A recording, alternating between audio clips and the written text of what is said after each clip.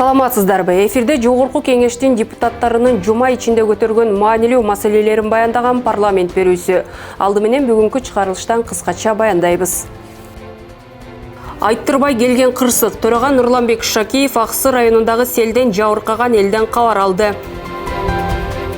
Уран казуу маселеси. Кыргызстанда уран жана Тори кендеринде геологиялык изилдөө иштерин жүргүзүүгө жана иштетүүгө уруксат берүү боюнча мыйзам долбоору сунушталууда. Зордук зомбулуктан коргоо тууралуу мыйзам долбоору кыргыздын нарк населине туура келбейби? Талаш тартышка эмне себеп?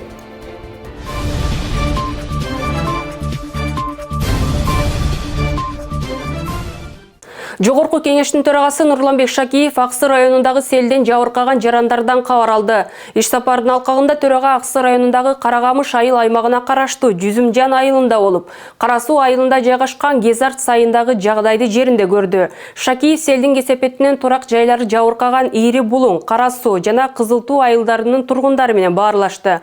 Андан тышкары төрага жер көчкү коркунучу бар жерлерди көрүп, коркунуч жараткан аймактарда алдын алуу иштерин тездетүүнү тапшырды. Жогорку кеңештин төрагасы Нурланбек Шакиевдин кичи мекени Аксы районуна барган иш сапары жөн жайынан эмес. Анткени бир топ жылдан бери Аксы районунун жашоочуларын тилсиз жоо мүшкүлгө салып келген. Парламент жетекчисин өзгөчө кырдаалдар министри Бообек Ажикеев жана президенттин Жалал Абад облусундагы ыйгарым укуктуу өкүлү Абсатар Сыргабаев баштаган жетекчилер коштоп барышып, көйгөйдү жеринен көрүштү. 18 күн бул таштарды ташткызып 3 күндө бүтүргөнбүз. Бирок суу болгон ал жерден аркасынан кайтып кирип алды да. Каракамыш айыл аймагындагы Кара Суу дарыясынын нугун буруу зарылдыгы буга чейин ооз учунда айтылып келип, бир топ жылдан бери ишке ашпай келүүдө. Төрага Нурланбек Шакиев көйгөйдү жеринен көрүп, табигый кырсыктын алдын алуу иштери жасалбаса, келечеги өкүнүчтүү болоорун эскертип, дарыянын жээктерин бекемдөө иштерин тез арада бекитүү тапшырмасын берди. Өздөрүнүн сунуштарын, проекттерин уже чыza баштасын. Алардын жумушуна кете бир 3-4 айлык жумуш болот. Күзгө чейин болсо күзүндө уже баштайлар. Ал эми Жүзүмжан айылын жер көчкү басып калуу коркунучу бар. Өзгөчө кырдаалдар министри Бообек Ажикеев көчкүнүн алдын алуу боюнча чаралар көрүлүп жатканын айтты. Ал эми төрага Нурланбек Шакиев адам өмүрү баарынан кымбат экенин эскертип, көйгөйдү тез арада чечүү зарылдыгын белгиледи. Быйылкы жылы күздөн эмди жылга чейин ушул жерде коопсуздандыруу иштери жүргүзүлөт. Көчкүн жүрө турган жерди азайтып, көлөмүн, массаны, анан ошону көчүрбөй калганга аракеттер болот. 25 майда нөшөрлөп жааган жаандан улам Кезарт сайын кесип өткөн көпүрө жараксыз абалга келген. Жергиликтүү бийлик тарабынан көпүрөнү калыбына келтирүү аракеттери көрүлүп жатат. Төрага Нурланбек Шакиев селдин кесепеттери менен таанышып чыгып, Ири Булуң, Кара Суу жана Кызыл Туу айылдарынын тургундары менен баарлашты. Экскаваторлар, машиналар иштеп атат. Буларды жоёбуз. Анан Нурлан Тургунбекович тапшырмалыны Минтрансқа уже берди. Проектин разработка кыла турган болсо, эмдиги жылдан уже баштап сөзсүз түрдө мына көпүрөнү салыш керек. Андан тышкары төрага селден олуттуу зыянга учураган 4 турак үйдү көрүп чыгып, алардын ээлерине өзүнүн резервдик фондунан 200 000 сомдон бөлүп берерин убада кылды. Олуттуу зыян тарткандарга мен өзүм фонддон, жогорку кеңештин төрагасынын фондунан 200 000 сомдон берем.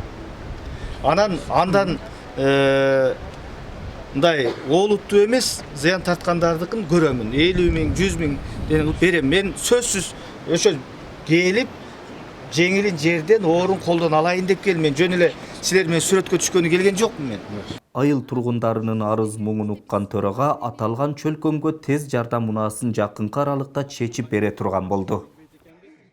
Кыргыз Республикасында уран, Тори кендерин издөө, чалгындоо жана иштетүү максатында жер казынасынын геологиялык изилдөө менен байланышкан ишке тыюу салуу жөнүндө мыйзамды күчүн жоготту деп таанып, жокко чыгаруу сунушталууда.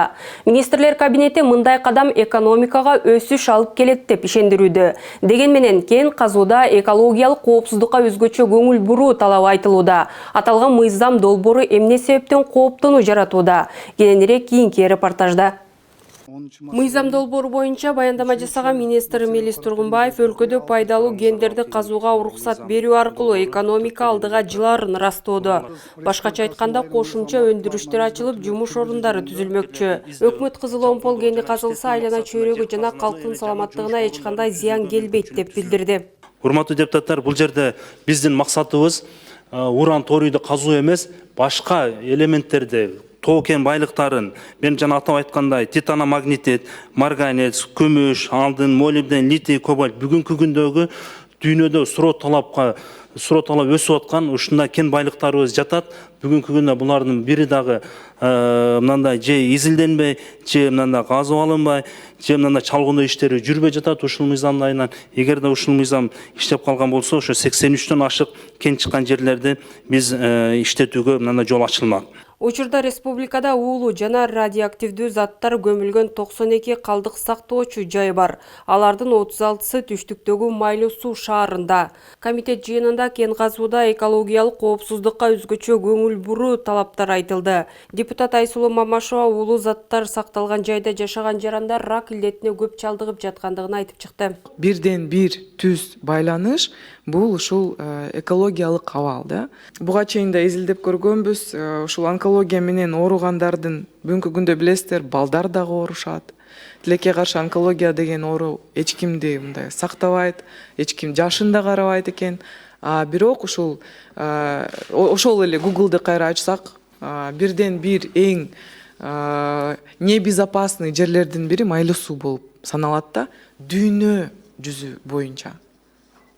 Майлуу Суу бүгүнкү күндө один из самых экологически небезопасных мест на Земле. Талкуунун жүрүшүндө эл депутаттары урандын айынан рак оорусуна чалдыккандардын саны көбөйдү деген сөздөргө илимий далилдерди такташты. Ооруп жатсак азбай туруп эле ооруп жатсанда казыш керекпи, алыш керекпи же ошонун кесепетинен же башкаданбы? Кемиңиздер бар саламат сактоо маселеси барбы? Келдиби бул жака? Бул гамма фон деп коет, радиационный фонду өлчөө боюнча 512 исследование жүргүзгөнбүз да, изилдөөлөрдү. Радонду газды текшерүү боюнча 81 изилдөө жүргүзгөнбүз. Ал эми иче турган суу, анан жаратылыштагы ачык жер алдында сууларды текшерүү боюнча ошол айлана тегеректеги 234 изилдөөлөр жүргүзгөнбүз. Анан өзү радиациялык фон ошол калктуу пункттарда бүгүнкү күндө бекитилген мыйзамдык ченемдерден ашпайт.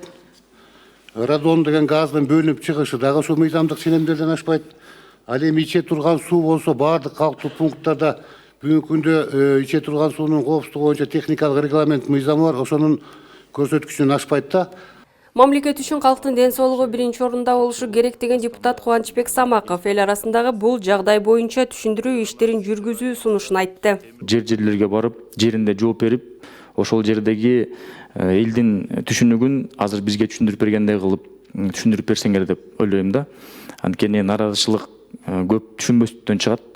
Баары тең экономика көтөрүлсүн деген ойдо, бирок ден соолук любой экономикадан өйдө турат да деп талкуу жүрүп атат азыркы учурда ошол эки райондо. Аталган маселе парламенттин жалпы жыйынында да кызуу талкуу жаратты. Депутаттар уран менен торийди өндүрүү экономикага тескерисинче терс таасирин тийгизиши ыктымалдыгын билдиришти. Эгер ушундай сөз пайда болсо, жер жүзүндө Кыргызстандагы уран кайрадан иштелип чыгат деп, андан кийин маалымат пайда болот. Биздин экономикабыз өсүмдүктөргө, малга байланган жана туризмге. Ошого түздүн-түз анда залкысы келтириши мүмкүн. Силер мындай өзүнчө бөлөк маалымат бербейсиңарбы? Торий жана уран биздин максатыбыз эмес. Керек болсо ошону сактайбыз. Торий менен уран бүгүн биздин максатыбыз эмес. Мен сиздин сөзүңүзгө колдоп атам. Макул, анда тиешелүү ченемди жазып коелубу? Уран, торий эгер сопутствующий катары болсо, сиз азыр биз өзүңүз айтып атасыңар. Анда ченемди жазып коелубу? Ошо торий жана уран өзүнчө бөлөк сопутствующий катары чыкса, ошону биз сактайбыз. Калганы биз иштеп чыгабыз, пожалуйста, маселе жок. Жыйынтыгында аталган мыйзам долбоору биринчи окууда кабыл алынды. Урт токмокко кабылган наристе кордук көргөн кыз келиндердин саны акыркы кездерде көбөйгөнү байма-бай айтылууда. Коомдон жашырып, акыртуу өлүмгө дуушар болгон окуялар дагы көп. Аял затын өспүрүмдөрдү коргоого багытталган мыйзам долбоору депутаттар тарабынан демилгенилүүдө. Үй бүлөлүк, сексуалдык жана гендердик зомбулуктан сактоо жана коргоо чөйрөсүндөгү айрым мыйзам актыларына өзгөртүүлөрдү киргизүү жөнүндө мыйзам долбоорун экинчи окууда кароодо талаш-тартыш жаралды. Үй бүлөлүк, сексуалдык жана гендердик зомбулуктан сактоо жана коргоо чөйрөсүндөгү Талкууда депутат Новопавловка айылындагы Аларчинская көчөсүндөгү үйдө зомбулук фактылары байма-бай катталарын, бирок милиция бул үй бүлөлүк зомбулук экенин айтып, арыздарды кабыл албай жатканын билдирди. Райондордо ушул өңдүү көйгөйлүү маселелер арбын. Милиция кызматкерлери жарандардан кандай гана арыз түшсө дагы кабыл алууга милдеттүү экенин эскертти. Аларчинская көчөсүндө 95 дейт. Жаран кайрылып атат. Мына мени сабап атат дейт. Үй меники дейт. Бирок биз менен жашаган киши дейт, дайыма эле сабап жүрөт. Арызды жазсак, милиция эчтекени кылбайт. Силердики бытовуха эле деп ушундай айтат экен. Биз арызды албайбыз деп ушундай шылтоо менен айтышат да дайыма. Анан биз эмнени күтөбүз? Өлтүргөнүн күтөбүзбү же ушундай эле анан уже болуп калганда шалакылык деп милицияларды жумуштан бошотобузбу? Депутат Мирлан Самойкожо үй бүлөлүк зомбулук үчүн жазаны катаалдаштыруу боюнча норманы талкуулоодо улуттук менталитетти эске салды. Маселен, мыйзам долбоорунда эгер күйөөсү менен аялы урушуп кетип, аялы милицияга арыз жазса, анда күйөөсү мыйзам чегинде үйгө келүүгө тыюу салынат деген пункт бар. 10 күндөн 30 күнгө чейин. Мыйзам кабыл алынса, эртең балдарды тарбиялай албай, балким мыйзам бузганыбыз үчүн түрмөгө отуруп калышыбыз мүмкүн дейт ал. Биз кыргызбыз. Биз салт менен жашайлы. Мыйзамдар болсун, бирок менталитет кирсин.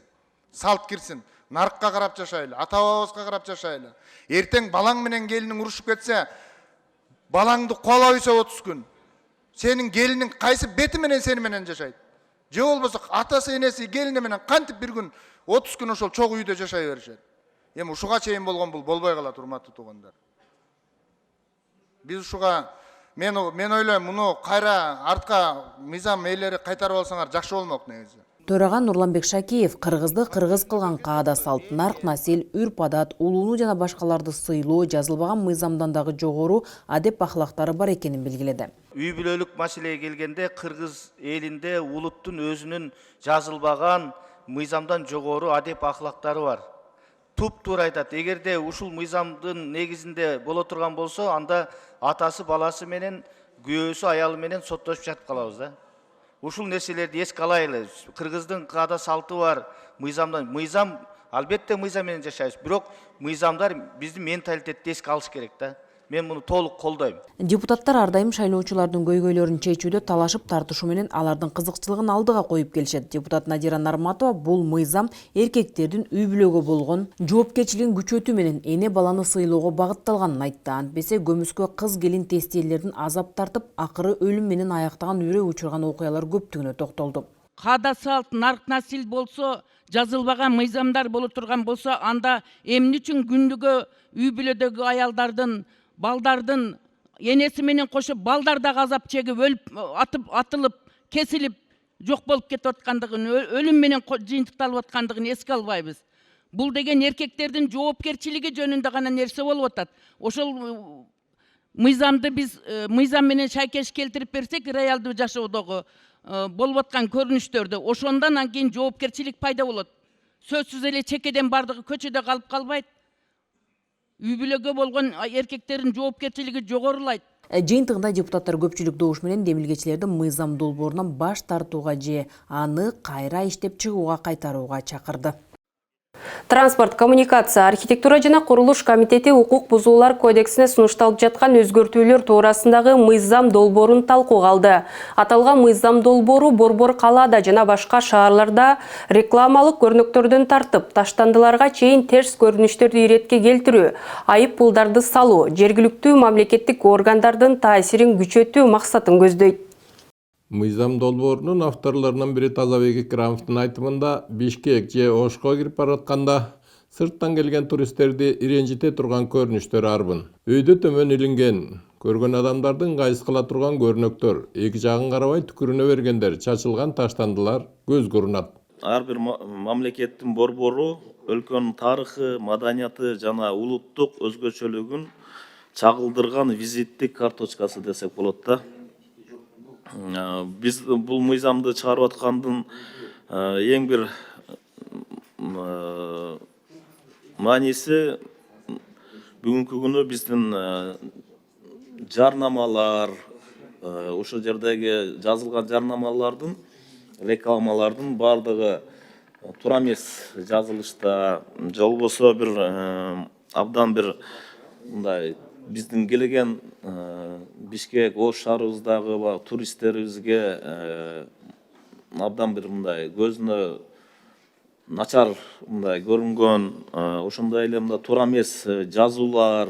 Сырттан ташылып келип жаткан азык-түлүк товарларына көзөмөл кылуу, көчөлөрдү каршы териши казып таштап кетип калган курулушчуларды тартипке чакыруу шарт. Штрафтан тышкары же штрафтын ордуна ошол келтирген зыянды калыбына келтирүү деген норманы киргизсе кандай болот? Мисалы үчүн жолду айдап кетсе, тешип койсо бирдеме, бир гана акча менен эмес. Ошол жерди кайра асфальттеп бергенге же акчасын төлөп берет, же милдеттүү болуш керек да. Ошондо себеби акча штраф болуп түшкөндө ал бюджетке түшөт, бюджеттен могу курулушчуларга түшөбү түшпөйбү аны Кудай билет да. А эгерде зыян келтиргенде өз калыбына келтирүү деген ушул багытта бир ойлонуп көрсөңүз, Тазабек Рамович, может быть, экинчи окууга норма болсо кошуп койсок болот да. Жолду жээктеп курулуп жаткан имараттар көп. Аларды азыр тартипке келтирбесе, кийин кеч болуп калат. Мына Абиздин көчөсүндө мына курулушчулар жана жолчулар жолдун боюндагы бака жанагы Дордойдун тегерегинде, нар бетинде сплошь рядом курулуш болуп атат. Эч ага эле уже жолго жакындап кетти да. Ошону кийин кантип жоготосуңар? Азыртан токтотпосоңор кийин жогото албайсыңар. Уруксаты бары жогуна карабай шаардын көркүн бузду деген кошумча курулуштар бузулуп кетти, бирок оңолгону көрүнбөйт. Бизде азыр бузам дегендер көп, курам дегендерге карагандачы. Бирден болсо эле баса калып бузганга биз уста болуп калдык да, апкел бузабыз. Курайын, оңдой эле кайра жакшынакай кылып деген адам аз болуп калды. Жамалбек Самарбекович, вот мына былтыры башталган ушул жанагы жолдун четиндеги магазиндерди бузуу иши бузган боюнча калып кетти да. Колунда документи бар, документи жок, чекеден бузулду. Былтыркы бузулган магазиндер жанагы хоз субъектилердин баары эле ошол боюнча калып калган. Азыр мисалы Байтик Батыр көчөсүндө баардык үйлөргө архитектурадан дизайн код алып, жаңыдан бүт баарын таратып бердик азыр. Жол менен кошо ошол фасадтардын баарын буюрса 28-июлга чейин жасап аягына чыгарабыз. Мыйзам долбоорунда айыппулдун өлчөмүн көбөйтүү, жергиликтүү мамлекеттик органдардын укугун кеңейтүү каралган. Ошонун алкагында эле таштанды маселесин чечүүнүн жолдору да сунушталды. Биз Дордой тараптын ылдый жагындагы таштанды тоону көмүп салдык. Эми айла жоктон көмдүк, түтөбөсүн депчи. Бирок ал жер бир уулуу тоо болуп калды да. Чет өлкөлөрдө уулуу тоо эмес, жер семирткич тоо болуп калат экен да. Ошон үчүн мүмкүн канчалык ушуну эртерээк баштасак, бул кийин жер кыртышына дагы көп нерсеге бир жардам бермек деген ой да. Ошон үчүн жана сортировка долбоорун тезирээк ишке киргизип салсаңыз, менин оюмча экологияны биртоп эле сактап калмакпыз. Быйыл болсо уже жаңы заводдун капсуласын салдык. Азыр ТЭОсун иштеп ошо толугу менен бүтөрү менен завод салынат, Кудай буйрса. Мына ушундай талкуудан кийин сунушталып жаткан мыйзам долбоору колдоого алынды. Бир добуштан кабыл алынды. Рахмат, урматтуу коллегалар. Ысык көл жээгиндеги эс алуучу жай, имарат, курорттук зоналарды чет элдик жарандарга сатууга уруксат берилүүдө. Мыйзам долбоорунун демилгечилери Жогорку Кеңештин депутаттары Балбак Түлөбаев, Элмурза Сатыбалдиев, Бактыбек Сыдыков талкуу малында Кыргыздын бермети болгон ысык көл жеке менчикке өтүп, толугу менен чет элдиктерге сатылып кетпейби же ижарага берилеби деген кайчы пикирлер жаралып, кызуу талкуу болду. Кененирээк кийинки материалда.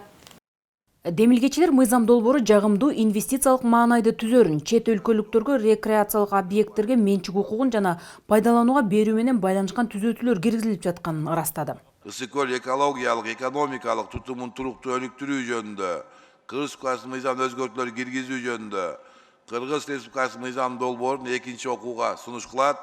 Жер, суу, мөңгү өлкөнүн таянар байлыгы. Андыктан депутат жаратылыш ресурстарын төмөн баалоо менен рекреациялык аймактарды чет элдиктерге берүү туура эместигин айтып, мыйзам долбооруна каршылыгын билдирди. Бул мыйзам менен эл түшүнбөгөн рекреация объекттери жана инвестиция тартуу деген жылтырак кагазга ороп, элдин башын айлантып, эс алуу жерлерди чет элдик жарандарга жана тараптарга сатууга жол ачып берилип жатылат. Жер чет өлкөдөн келген инвестор же ишкерге толугу менен анын карамагына менчиктештирилип өткөрүлөбү? Убактылуу пайдалануучу жерге ошондой объекттерди, курулуштарды 5 жылдыздуу, 7 жылдыздуу объекттерди курганга мүмкүнбү өзү негизи арендадагы жерлергечи? Анткени менин билишимче бул убактылуу пайдалануучу жерлерге мындай капитальный строительство курууга мүмкүн эмес деп айтасыздар да. Эгерде мүмкүн болсо ошо кайсы мыйзамдын негизинде бар, ошону айтып койсоңуз. Бакы чет элдик жарандарга деп атпайбызбы? Чет элдик жарандарга курулушту кургандан кийин жери болсо чет элдик жарандарга өтпөйт. Себеби дегенде көк китеп боюнча эле турат. Иностранным лицам могут предоставляться на правах срочного пользования объекты рекреации, инфраструктуры туризма в соответствии с порядком, определяемым Кабинетом министров Кыргызстан Республики. Менимче жетиштүү эле деп ойлоп атам да. Сөзсүз эле жерге менчик деген кандай болот экен? Жерге менчик жок кыйта келе. Жерге эмес, рекреация объектилерине. Жерге менчикти биз берген жокпуз. Срочный пользование. Бере да албайбыз. Даяр курулган эс алуучу имарат жери менен сатылат. Сырттан келгендерге сатылганда аларга көк документ берилери айтылды. Бул мыйзамдын максаты бир эле максат. Чет элдиктер ошол жерден имарат сатып алууга укуктуу болсун деген. Себеп дегенде мен курдум, мисалы үчүн сатып алды деген баягы Төлөбаев дедиң эле. Мен бир нерсени курдум. Акчам жетпей калды аны тартканы. Эмнеге мен чет элдикке сатып кетпешим керек аны. Чет элдикке сатканда жергиликтүү бийлик барып туруп мен кызыл китебим алып коет. Алып туруп көк китепти колуна берет. Эгерде алар сатып кетип атса кыргызга, демек кызыл китебин кайтарат. Кайтып эле чет элдикке сатса ошол көк китеби менен сатылат. Башка мамлекеттин жарандары сатып алганда көк китеп берилет. Эгер кайра сатып кете турган болсо, кайрага сатып кете турган болсо кыргызга кызыл китеп берилет кайра. Ошону айтып койсоңуз. Кыргыз жаранына кайтып кызыл китеп берилет. Дегенде ал мыйзамды алган башында. Биздин кыргыз жаранга өкмөт уруксат берсе, рекреационный зонадан жер сатылышы мүмкүн. Аны өкмөт чечет. А конституция боюнча мына Дастан Арсбек жакшы айтты. 16-берени менен биз өзүбүздү коргоп койгонбуз. Инвестиция тартуу, 5 жылдыздуу мейманканалардын салынышы, тейлөөнүн жакшыртылышы туристтердин агымын көбөйтүүгө шарт түзөт. Бирок айрым такталбаган нормалар депутатты күмөн санатууда. Иностранный элемент алгым, это как будто СССР убагында чет өлкөлүк жарандарды иностранный элемент деп койчу да. Биздин бир коллега ушундай берип атат, мен түшүнүп атам, ал мүмкүн адистиги боюнча ушундайбы иностранный элемент деп ушундай жаздыбы билбейм. Андай жазганга болбойт таптакыр, уят нерсе да, иностранный элемент. Калганы рекреациянын боюнча действительно мына Дастанбек Арсбекович туура эле айтты, бул жерде аныктама болуш керек да. Биз азыр ушуна ката менен кабыл алсак туура эмес болуп калат да. Ошон үчүн суранарым да, шашпай. Давайте ондоп салайлычы ошону. Ал эми эл өкүлү Дастан Жумабеков жер участоктарын чет өлкөнүн жарандарына менчикке берүүгө тыюу салган конституциядагы норманы эске салды. Жерди чет мамлекеттик жарандарга берүүгө биздин баш мыйзамыбыздын 16-беренеде конституцияда так көрсөтүлгөн берилбейт. Алар менчигине да өтпөйт, өткөнгө да укугу жок деп мен ойлоймун. Ошондой болуш керек деп ойлойм да. Ал эми бул инвестицияны чакырган жакшы мыйзам экен, мен ойлойм колдоо табат деп ойлойм. Соңунда Ысык көл экологиялык экономикалык тутумун туруктуу өнүктүрүү жөнүндө мыйзамына өзгөртүүлөрү киргизүү жөнүндө мыйзам долбоору экинчи окууда каралып жактырылды. Студенттик жол кире кайтарылып, жеңилдиктер берилүүсү керек. Бул маселе парламенттен ар кандай маселелер саатында көтөрүлдү. Андан тышкары депутаттар мектептердин курулушу, айыл чарба насыяларын берүүдөгү тоскоолдуктар, жол куруу тармагындагы көйгөйлөрдү ортого салышты. Эл өкүлдөрү көтөргөн социалдык экономикалык маселелер туурасында кийинки материалда.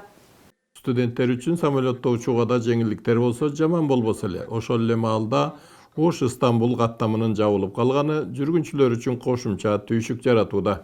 Өзгөчө Американын өзүндө эле 50-60 миң адамдар бар. Ошолор айтып атат, келебиз дейт, кыйналып бир 20 сааттан ашык учуп келсең дейт, анан Бишкекке учуп келебиз, Ошко учушундагы 3-4 саат күтөбүз, анын дагы баасы асмандап кетти дейт. Ошон үчүн ушуну карап берсеңиздер, бул өзүн өзү актай турган долбоор. Өзбекстан жарандары ушчу эле, ошол аркылуу мурда мамиле жакшы эмес эле Тажикстан жарандары ушчу эле. Бул бизге өтө бир маанилүү маселе. Талаш шаарындагы медициналык окуу жайын ремонттон өткөрүү көптөн бери айтылып келаткан көйгөй. Бүгүнкү күндө ремонтко абдан муктаж болуп атат. Өзүңүздөргө мынакей белгилүү болгондой, социалдык комитеттин да көчмө жыйыны болду, алар дагы барды. Менин кесиптешим Марат Молдонович дагы барды. Ошол жерде алар абдан кайрылышып атат. Ушул капиталдык салымдар беренеси менен ушул тез аранын ичинде мына жайында ремонттон өткөрүп бериңиздерди суранышып атат да. Улам барган сайын жаңы мектептерге болгон мукташтык өсүүдө. Мага Канышкай айылдык депутаттын атынан кат келген. Анда жогоруда аталган мектептин абалы тууралуу айтууга туура келет. Ошол мектептин бүгүнкү акыбалы жөнүндө айткым келет. Анда мектептин 2 корпусу бар. Биринчи корпус 1984 жылы курулган, экинчи корпус 2004 жылы курулган. Алда ошо пушпаган ылай кирпич менен курулуп, бүгүнкү күндө ошол 100 орунду мектеп окуучуга даярдалган да. Бүгүнкү күндө ал жерде мектепте 270 окуучу окуп атат. Мына бүгүнкү күндө Лейлек районунда салынып жаткан мектептер боюнча Жаш тилек орто мектеби бар, салынып жатат, бирок каражаттардын кечиккендигинен өтө курулуш жай болуп атат да. Анткени бул Жаш тилек орто мектеби өтө шарты оор айыл өкмөтүндө жайгашкан. Эгерде сентябрга бүтпөй калса, өтө ошол мектептин жамаатында окуучуларды ушул кайда окутары жөнүндө кыйынчылыктар жаралат да. Ошондуктан сентябрда бүтүрүп берүү боюнча ошону көзөмөлгө алсаңыздар. Мисалы, аэропорттун жанында Мраморный деген айыл бар, 260 кишилик мектепте 1300 бала окуйт. Ошондуктан мен сорттоп чыктым, 2,5 мың мектепти кызыл зона, сары зона жана жашыл зона. Кызыл зона бул жерде 2,5 эседен көп нормадан ашкан балдар мектептер. Андай мектептердин саны 700-800гө жакын мектеп экен. Менин ушундай сунуштарым бар.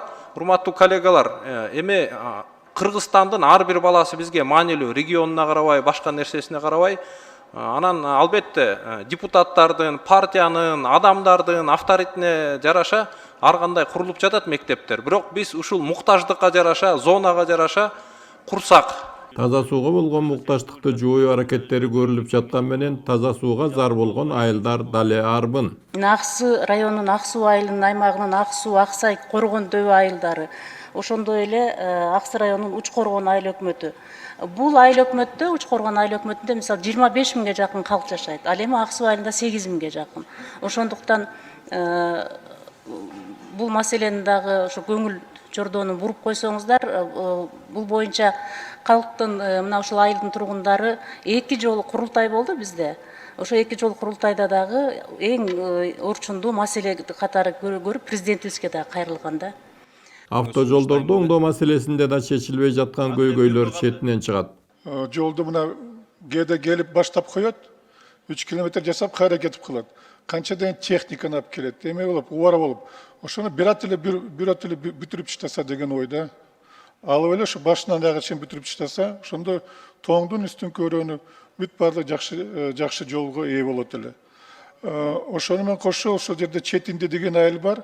Ошол каралбай жүрөт, ошого бир заезд кылып, мындай бир жолдун четинде турат, ошого жолун дагы оңдоп берсе деген. Чынын айтканда айтылган маселелер көп, бирок аткарылган иштер боюнча маалымат жок. Өзгөчө кырдаалдар министрлигинин алдындагы мамлекеттик материалдык резервдер фондуна 19 апрель күнү мен кат жолдогом. Бүгүн 30 май жооп жок. Мыйзамда так жазылган. 1 айдын ичинде мамлекеттик органдар жоопту бериш керек. Экинчиси мен айткан элем ушу министрге жазган катыбызга бир да министр жооп бербейт өзү. Орун басарлары, башкалары жооп берип атат. Ушу тартип жагын карап койсоңуздар, министрлер кабинетинин төрагасына айтыңыз. Парламент берүүсүнүн бүгүнкү чыгарылышы мына ушундай маанилүү жаңылыктар менен жыйынтыкталат. Ушул жана башка жаңылыктарды интернет желесине баш багып, Кеңеш КЖ сайтынан окусаңыз болот. Сиздер менен мен Тазагүл Эмилбекова болдум. Кийинки эфирден көрүшкөнчө аман туруңуздар.